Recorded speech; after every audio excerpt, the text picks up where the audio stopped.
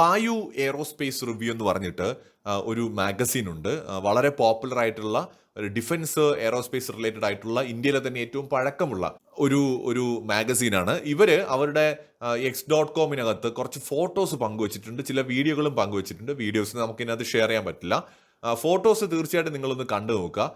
ഒരു രക്ഷയില്ല കേട്ടോ. നമ്മുടെ AMCA പ്രോജക്റ്റ് എന്ന് പറഞ്ഞു കഴിഞ്ഞാൽ കുറച്ച് ലേറ്റ് ആയിട്ടാണ് വരുന്നതെന്നുണ്ടെങ്കിലും എൻ്റെ പൊന്നെ, ഇത് പൂർത്തിയായി കഴിയുമ്പോൾ വേൾഡിലെ one of the best aircraft ആയിരിക്കും എന്നുള്ള കാര്യത്തിൽ ആർക്കും സംശയം വേണ്ട. മാത്രമല്ല ഇതിന്റെ കൂട്ടത്തിൽ നമ്മുടെ കാറ്റ്സ് വാരിയർ എന്ന് പറയുന്ന ഡ്രോണിനെയും ഇവര് കാണിച്ചിട്ടുണ്ട്, അതിനകത്ത് ഡെമോ കാണിച്ചിട്ടുണ്ട്. എൻ്റെ പൊന്നെ, പറയാൻ വാക്കുകളില്ല. ഇന്ത്യ ആകാശം ഭരിക്കുന്ന ഒരു ദിവസം വരും, 100% നമുക്ക് ഉറപ്പിച്ചു പറയാം.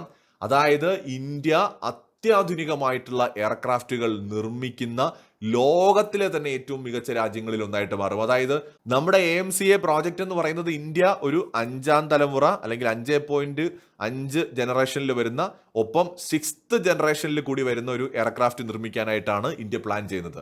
സോ ഇതിന്റെ ഈ നമ്മുടെ എയ്റോ ഇന്ത്യയിൽ അവതരിപ്പിക്കുന്നതിനായിട്ട് തയ്യാറാക്കിയിട്ടുള്ള ഒരു ഡിസൈൻ ഇപ്പോൾ പുറത്തുവിട്ടിട്ടുണ്ട്. അത് നേരത്തെ പറഞ്ഞ വായു എയറോസ്പേസ് റിവ്യൂ എന്ന് പറയുന്ന മാഗസീനാണ് പുറത്തുവിട്ടിരിക്കുന്നത്. സോ എന്താ ഒരു ലുക്ക് എന്ന് ആലോചിച്ച് നോക്കൂ. നമ്മൾ ഇവിടെ ചിന്തിക്കേണ്ട കാര്യം എന്താണെന്ന് വെച്ച് കഴിഞ്ഞാൽ, നമുക്ക് ആകെ നമ്മുടെ മുമ്പിലുള്ള ഒരു തടസ്സം എന്ന് പറയുന്നത് എൻജിൻ നിർമ്മിക്കുന്നതിൽ ഇപ്പോഴും ചില കാര്യങ്ങളിൽ നമ്മുടെ ടെക്നോളജി പരമായിട്ട് നേരിടുന്ന പ്രശ്നങ്ങളാണ്. ഈ ഒരു പ്രശ്നം നമ്മൾ പരിഹരിച്ചു കഴിഞ്ഞാൽ ഇന്ത്യൻ എയർക്രാഫ്റ്റ് ആയിട്ടുള്ള ഈ AMCA എന്ന് പറയുന്നത് സ്റ്റെൽത്ത് ക്യാപ്പബിലിറ്റിയുടെ കാര്യത്തിൽ അമേരിക്കൻ ടെക്നോളജിയോട് കിടപിടിക്കുന്ന മികച്ച ഒരു ഡിസൈൻ ആയിട്ടാണ് പൊതുവെ വിലയിരുത്തപ്പെടുന്നത്. ഇത് പൊതുവെ എല്ലാവർക്കും അറിയാവുന്ന ഒരു കാര്യമാണ്. ഇന്ത്യക്ക് ഈ എൻജിൻ നിർമ്മിക്കാൻ ഇന്ത്യയുടെ മുമ്പിൽ ആ തടസ്സമായി നിൽക്കുന്ന ടെക്നോളജീസ് അത് കിട്ടാതിരിക്കാനായിട്ട് ലോകത്തെ പല രാജ്യങ്ങളും പരിശ്രമിക്കുന്നതിന്റെ കാരണവും ഇത് തന്നെയാണ്. ആ ടെക്നോളജി കിട്ടിക്കഴിഞ്ഞാൽ ഇന്ത്യ പുറത്തിറക്കാൻ പോകുന്നത് ലോകത്തിലെ ഏറ്റവും മികച്ച 5ാം തലമുറ യുദ്ധവിമാനങ്ങളിൽ ഒന്നായിരിക്കും. അത് ചൈനയുടെ J-20യേക്കാൾ മികച്ചതായിരിക്കുമെന്നും അമേരിക്കൻ എയർക്രാഫ്റ്റുകളോട് കിടപിടിക്കുന്ന, അതായത് അമേരിക്കൻ 5th ജനറേഷൻ എയർക്രാഫ്റ്റുകളോട് കിടപിടിക്കുന്ന ഏറ്റവും മികച്ച സ്റ്റെൽത്ത് ക്യാപ്പബിലിറ്റി ഉള്ള ഒരു എയർക്രാഫ്റ്റ് ആയിരിക്കുമെന്നുമാണ് പ്രതീക്ഷിക്കപ്പെടുന്നത്. ഇവിടെ അപ്പോൾ ഉടനെ കുറെ പേര് പറയും, ഇപ്പോൾ ചൈന 5ാം തലമുറ നിർമ്മിച്ചു, 6ാം തലമുറ നിർമ്മിച്ചു, 7ാം തലമുറ നിർമ്മിച്ചു എന്നൊക്കെ. വെറുതെയാണ്. ചൈനയുടെ J-20 ആണ് അവർ ആകെ നിർമ്മിച്ചിട്ടുള്ള 5ാം തലമുറ യുദ്ധവിമാനം എന്ന് പറയുന്നത്.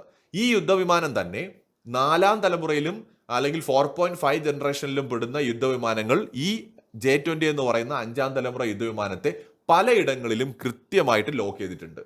സോ അതായത് ഇതിന്റെ സ്റ്റെൽത്ത് ക്യാപ്പബിലിറ്റി ചൈന അവകാശപ്പെടുന്നത് പോലെ അത്രയും ഉണ്ടോ എന്നത് ഒരു വലിയ ചോദ്യമാണ്.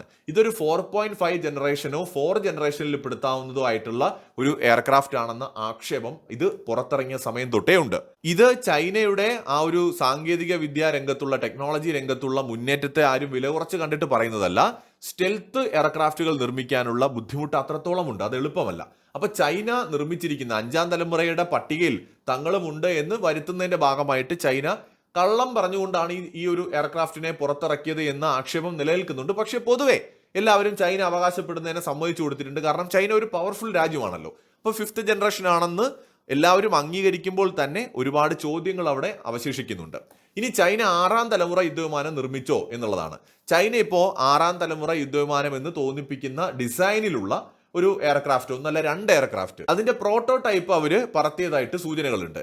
ഇത് ആരംഭഘട്ടമാണ്. അതായത് ഇതിപ്പോഴും ഒരു 6th ജനറേഷൻ എയർക്രാഫ്റ്റ് അവർ നിർമ്മിച്ചിട്ടില്ല. ഒഫീഷ്യലി ചൈനയും ഡിക്ലെയർ ചെയ്തിട്ടില്ല. ഇവര് ഒരു 2035 ഒക്കെ ആകുമ്പോൾ 2035 കൂടി ഒരു 6ാം തലമുറ യുദ്ധവിമാനം പ്രൊഡക്ഷൻ നടത്താൻ പാകത്തിന് ഡെവലപ്പ് ചെയ്തെടുക്കുമെന്ന് പ്രതീക്ഷിക്കപ്പെടുകയാണ്.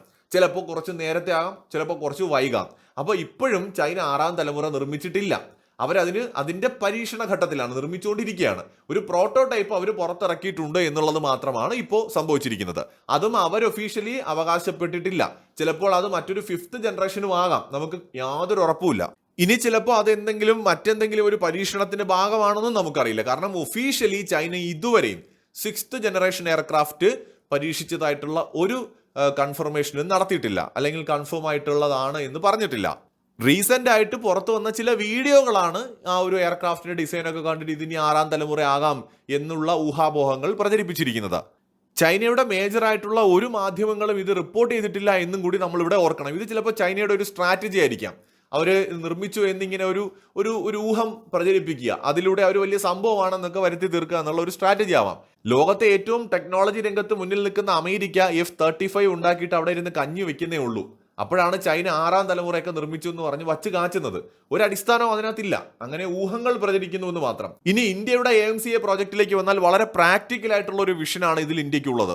നമ്മൾ ഇന്ത്യ ഗവൺമെന്റിനെ പലരും കുറ്റപ്പെടുത്തിയൊക്കെയുള്ള വീഡിയോകൾ ഞാൻ കണ്ടിട്ടുണ്ട്. ഇത് മറ്റേ പറമ്പിൽ കയറി ചീര പറിക്കുന്ന പോലെ എളുപ്പമുള്ള പരിപാടിയാണെന്നാണ് പലരും വിചാരിച്ചു വെച്ചിരിക്കുന്നത്. ഇന്ത്യ എന്തുകൊണ്ട് നിർമ്മിക്കുന്നില്ല, ഏത് വിധേനയും നിർമ്മിക്കണം എന്നൊക്കെ ഇന്ന് തള്ളി മറിക്കുന്നവർക്ക് ഈ എത്രത്തോളം ബുദ്ധിമുട്ടേറിയ ഒരു ടെക്നോളജിയാണ് ജെറ്റ് എഞ്ചിൻ നിർമ്മാണമെന്നും അമേരിക്ക 50 വർഷത്തോളം അതിന്റെ പുറകെ നടന്നിട്ടുണ്ടെന്നും 30 വർഷത്തോളം ചൈനയ്ക്ക് എടുത്തുവെന്നും റഷ്യയ്ക്കും അത്രയും സമയമെടുത്തുവെന്നും അറിയാതെയാണ് ഇന്ത്യ പെട്ടെന്ന് നമ്മളെ മുറ്റത്തെ പറമ്പിൽ പോയി ചീര പറിക്കുന്ന ലാഘവത്തോടെ ഇന്ത്യ ഇത് ഉണ്ടാക്കണമെന്ന് പലരും പറയുന്നത്. നമ്മുടെ സയന്റിസ്റ്റുകൾ ഇതിനു വേണ്ടിയിട്ട് പരിശ്രമിക്കുന്നുണ്ട്, ഇത് അതിവേഗത്തിൽ പുരോഗമിക്കുന്നുണ്ട്. നമുക്ക് ബുദ്ധിമുട്ടേറിയ എന്തെങ്കിലും ടെക്നോളജീസ് ഉണ്ടെങ്കിൽ അത് മറ്റ് രാജ്യങ്ങളോട് ചോദിക്കുന്നുണ്ട്, പൈസ കൊടുത്ത് വാങ്ങാൻ തയ്യാറാണ്. ഏത് വിധേനയും നമ്മൾ ഇഞ്ചിൻ നിർമ്മിക്കും. AMCA പ്രോജക്റ്റ് യാഥാർത്ഥ്യമാവുകയും ചെയ്യും.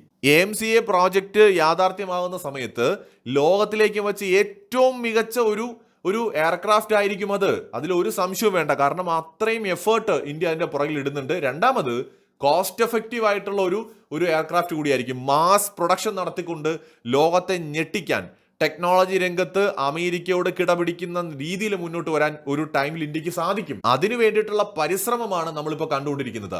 നേരത്തെ തുർക്കി ഈ ഡ്രോൺ നിർമ്മാണത്തിൽ വളരെ മുന്നോട്ട് പോയ സമയത്ത് എല്ലാവരും ഇന്ത്യയെ കുറ്റം പറഞ്ഞു. ഇന്ത്യ ഇത് എന്ത് ചെയ്തുകൊണ്ടിരിക്കുകയാണ്, തുർക്കി ഇതാ അങ്ങനെ ചെയ്യുന്നു, തുർക്കി അങ്ങനെ ചെയ്യുന്നു, ഇങ്ങനെ ചെയ്യുന്നു, ഇന്ത്യക്ക് എന്തുകൊണ്ട് നിർമ്മിക്കാൻ പറ്റുന്നില്ല എന്നൊക്കെ പറഞ്ഞിട്ട് ഇന്ത്യ ഗവൺമെന്റ് ഒന്നും മിണ്ടിയില്ല. ഇന്ത്യയുടെ സയന്റിസ്റ്റുകളായിക്കോട്ടെ, DRDO ആയിക്കോട്ടെ, നമ്മുടെ മറ്റു ഓർഗനൈസേഷൻസ് ആയിക്കോട്ടെ, അവർ വളരെ സൈലന്റ് ആയിട്ട് അവരുടെ വർക്കിൽ കോൺസെൻട്രേറ്റ് ചെയ്ത് വർക്ക് ചെയ്തുകൊണ്ടിരുന്നു. ഇന്ന് ലോകത്തിലെ സ്റ്റെൽത്ത് ക്യാപ്പബിലിറ്റി ഉള്ള എയർക്രാഫ്റ്റുകൾ, ഡ്രോണുകൾ നിർമ്മിക്കുന്ന രാജ്യങ്ങളുടെ കൂട്ടത്തിലാണ് ഇന്ത്യ. അതായത് അമേരിക്കയോടും തുർക്കിയോടും ഇസ്രായേലിനോടും ഒക്കെ കിടപിടിക്കുന്ന നിലയിൽ മികച്ച എയർക്രാഫ്റ്റുകൾ. ഒരുപക്ഷെ ഇന്ത്യ നിർമ്മിക്കുന്ന പല എയർക്രാഫ്റ്റുകളും US ടെക്നോളജിയെ പോലും ചലഞ്ച് ചെയ്യും ഫ്യൂച്ചറിൽ. ആ രീതിയിൽ നമ്മൾ ഈ രംഗത്ത് മുന്നോട്ട് പോകുന്നുണ്ട്. പക്ഷെ ഒരു പ്രശ്നം എന്താണെന്ന് വെച്ച് കഴിഞ്ഞാൽ US-ഉം ചൈനയും ഒക്കെ സ്പെൻഡ് ചെയ്യുന്നത് പോലെ പണം സ്പെൻഡ് ചെയ്യാൻ നമ്മുടെ കയ്യിലില്ല. അതുകൊണ്ട് തന്നെ ചിലപ്പോൾ നമ്മുടെ പ്രോജക്റ്റ് പ്രതീക്ഷിക്കുന്ന വേഗത ചിലപ്പോൾ കൈവരിക്കില്ല. പക്ഷേ ഒരു വികസ്വര രാജ്യത്തിന് പോകാൻ കഴിയുന്നതിന്റെ പരമാവധി വേഗത്തിൽ നമ്മൾ അത് മനസ്സിലാക്കണം. ഒരു വികസ്വര രാജ്യത്തിന് പോകാൻ കഴിയുന്നതിന്റെ പരമാവധി വേഗത്തിൽ ഇന്ത്യ പോകുന്നുണ്ട്. സോ വൈകാതെ തന്നെ നമ്മൾ ആകാശ യുദ്ധങ്ങളിൽ ലോകത്തെ വിസ്മയിപ്പിക്കുന്ന ഒരു പവറായിട്ട് മാറും. അത് 5ാം തലമുറ 6ാം തലമുറ യുദ്ധവിമാനങ്ങളുടെ രൂപത്തിലാണെങ്കിലും ഡ്രോണുകളുടെ രൂപത്തിലാണെങ്കിലും ഡ്രോൺ ടെക്നോളജിയിൽ ഇന്ത്യ മികച്ച ഒരു രാജ്യമായിട്ട് ഓൾറെഡി മാറിയിട്ടുണ്ട്. ഇനിയും കൂടുതൽ ഇന്ത്യ ശക്തമാകും. ഇന്ത്യയുടെ ഡ്രോണുകൾ ആകാശം ഭരിക്കുന്ന ഒരു ദിവസം വരിക തന്നെ ചെയ്യും.